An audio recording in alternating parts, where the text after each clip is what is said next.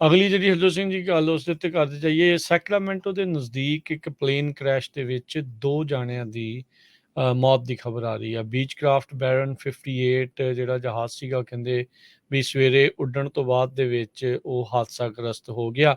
ਇੱਕ ਜਿਹੜੇ ਬਦਾਮਾਂ ਦੇ ਬਾਗ ਦੇ ਵਿੱਚ ਗਾਲਟ ਦੇ ਨਜ਼ਦੀਕ ਇਹ ਡਿੱਗਾ, ਜਿਸ ਦੌਰਾਨ ਇਹ ਜਿਹੜਾ ਟਵਿਨ ਇੰਜਨ ਪਲੇਨ ਆ ਕ੍ਰੈਸ਼ ਤੋਂ ਬਾਅਦ 'ਚ 2 ਜਾਣਿਆਂ ਦੀ ਮੌਤ ਹੋਈ ਆ। ਫਾਇਰ ਫਾਈਟਰਸ ਆ ਉਹਨਾਂ ਨੂੰ ਸਵਿਮ ਕਰਕੇ ਪਲੇਨ ਤੱਕ ਜਿਹੜਾ ਉਹ ਪਹੁੰਚਣਾ ਜਿਹੜਾ ਪਿਆ ਸੀ। ਮਾਰਸ਼ੀ ਏਰੀਆ ਸੀਗਾ, ਦਲਦਲ ਵਾਲਾ ਜਿਹੜਾ ਇਹ ਇਲਾਕਾ ਸੀਗਾ। ਟੇਕ ਆਫ ਤੋਂ ਬਾਅਦ ਦੇ ਵਿੱਚ 20 ਮਿੰਟਾਂ ਬਾਅਦ ਹੀ ਇਹ ਹਾਦਸਾ ਹੋਇਆ। ਟ੍ਰੇਸੀ ਦੇ ਮਿਊਨਿਸਪਲ ਏਅਰਪੋਰਟ ਤੋਂ ਇਹ ਉੱਡਿਆ ਸੀਗਾ। ਇਸ ਤੋਂ ਪਹਿਲਾਂ ਇਹ ਸੈਨ ਐਂਡਰੀਅਸ ਤੇ ਮੋਡੈਸਟੋ ਦੇ ਵਿੱਚ ਵੀ ਆਪਣੀ ਉਸਨੇ ਇੱਕ ਫਲਾਈਟ ਪੂਰੀ ਕੀਤੀ ਸੀਗੀ। 6 ਸੀਟਾਂ ਵਾਲੇ ਇਸ ਜਿਹੜੇ ਪਲੇਨ ਦੇ ਵਿੱਚ ਸੈਕਰਾਮੈਂਟੋ ਲਾ ਫਰਮ ਜਿਸ ਨੂੰ ਇਹ ਓਨ ਕਰਦੀ ਆ, ਯੂਜਲੀ ਆਪਣੇ ਲਾਇਰਸ ਤੇ ਕਲਾਇੰਟਸ ਨੂੰ ਇਸ ਦੇ ਵਿੱਚ ਲੈ ਕੇ ਜਾਂਦੀ ਆ। ਅਜੇ ਤੱਕ ਜਿਹੜਾ ਆ ਹਰਜੋਤ ਸਿੰਘ ਜੀ ਇਹ ਆਇਡੈਂਟੀਫਾਈ ਨਹੀਂ ਕੀਤਾ ਵੀ ਕਿਸ ਦੀ ਇਸ ਹਾਦਸੇ ਦੇ ਵਿੱਚ ਮੌਤ ਹੋਈ ਆ। ਜੀ, ਅਗਲੀ ਖਬਰ ਵੱਲ ਚਲੀਏ।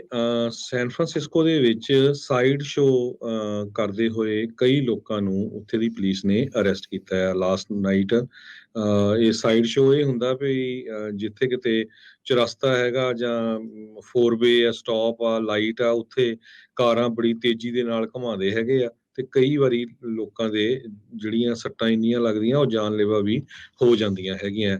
ਸੈਨੋਜ਼ੇ ਨੇ 500 ਦੇ ਕਰੀਬ ਸਾਈਟੇਸ਼ਨਸ ਪਿਛਲੇ ਦਿਨਾਂ ਦੇ ਵਿੱਚ ਇਸ਼ੂ ਕੀਤੀਆਂ ਸੀ। ਸੈਨ ਫਰਾਂਸਿਸਕੋ ਨੇ ਹਜੇ ਤੱਕ ਸਾਈਟੇਸ਼ਨਸ ਨਹੀਂ ਇਸ਼ੂ ਕੀਤੀਆਂ, ਪਰ ਸਿਟੀ ਆਫ ਫਰੀਮੌਂਟ ਇੱਕ ਉਹ ਹੁਣ ਆਪਣਾ ਲਾਅ ਪਾਸ ਕਰਨ ਜਾ ਰਹੇ ਆ ਜਿਹਦੇ ਮੁਤਾਬਕ ਇਲੀਗਲ ਕਾਰ ਰੇਸਿੰਗ ਤੇ ਸਾਈਡ ਸ਼ੋਜ਼ ਨੂੰ ਟਿਕਟਾਂ ਦਿੱਤੀਆਂ ਜਾਣਗੀਆਂ। ਕੈਲੀਫੋਰਨੀਆ ਦੇ ਵਿੱਚ ਇਹ ਬਹੁਤ ਵੱਡੀ ਪ੍ਰੋਬਲਮ ਆ। ਰਾਤਾਂ ਦੇ ਸਮੇਂ ਖਾਸ ਕਰਕੇ ਵੀਕਐਂਡ ਨੂੰ ਜਿਹੜੇ ਯੰਗ ਉਮਰ ਦੇ ਮੁੰਡੇ ਕੁੜੀਆਂ ਹੈਗੇ ਆ ਉਹ 100 150 ਆਪਣੀਆਂ ਕਾਰਾਂ ਲੈ ਕੇ ਉੱਥੇ ਜਿਹੜੇ ਹੈਗੇ ਆ 4 ਵੇ ਸਟਾਪ ਜਾਂ ਉੱਥੇ ਪੂਰੀ ਸਪੀਡ ਦੇ ਨਾਲ ਕਾਰਾਂ ਘੁਮਾਉਂਦੇ ਹੈਗੇ ਆ ਤੇ ਧੂਆਂ ਕਾਰਾਂ ਦਾ ਕੱਢਦੇ ਆ ਤੇ ਉੱਥੇ ਫਿਰ ਆਮ ਲੋਕ ਜਿਹੜੇ ਆ ਉਹਨਾਂ ਨੂੰ ਵੀ ਪਰੇਸ਼ਾਨੀ ਹੁੰਦੀ ਆ ਤੇ ਸੱਟ ਲੱਗਣ ਦਾ ਵੀ ਜਿਹੜਾ ਬਹੁਤ ਖਤਰਾ ਹੁੰਦਾ।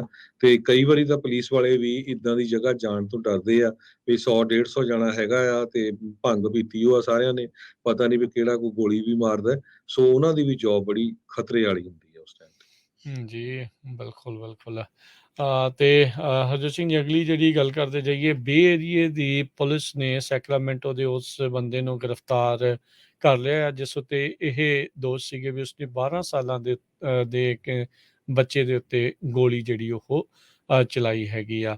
ਸੋ ਇਹ ਰੋਡ ਰੇਜ ਦਾ ਇੰਸੀਡੈਂਟ 2 ਸਤੰਬਰ ਨੂੰ ਵਾਪਰਿਆ ਸੀ। ਪਿਟਸਬਰਗ ਦੇ ਪੁਲਿਸ ਨੇ ਕਿਹਾ 29 ਸਾਲਾ ਡਵੇਨ ਬਰਾਊਨ ਜਿਸ ਨੇ ਇੱਕ ਹੋਰ ਦੂਜੀ ਗੱਡੀ ਦੇ ਉੱਤੇ ਗੋਲੀ ਜਿਹੜੀ ਉਹ ਚਲਾਈ, ਜਿਸ ਦੇ ਵਿੱਚ ਬੈਠੀ 12 ਸਾਲਾਂ ਦੀ ਇੱਕ ਪੈਸੰਜਰ ਸੀਟ ਦੇ ਉੱਤੇ ਗੱਡੀ ਦੇ ਵਿੱਚ ਬੈਠੀ 12 ਸਾਲਾਂ ਦੀ ਕੁੜੀ ਜਿਹੜੀ ਆ ਉਸ ਤੇ ਗੋਲੀ ਲੱਗੀ ਆ। ਆਲਦੋ ਉਹ ਨੌਨ ਲਾਈਫ ਥ੍ਰੈਟਨਿੰਗ ਜਿਹੜੀਆਂ ਇੰਜਰੀਜ਼ ਆ, ਬਚਾਅ ਜਿਹੜਾ ਉਸਦਾ ਹੋ ਗਿਆ।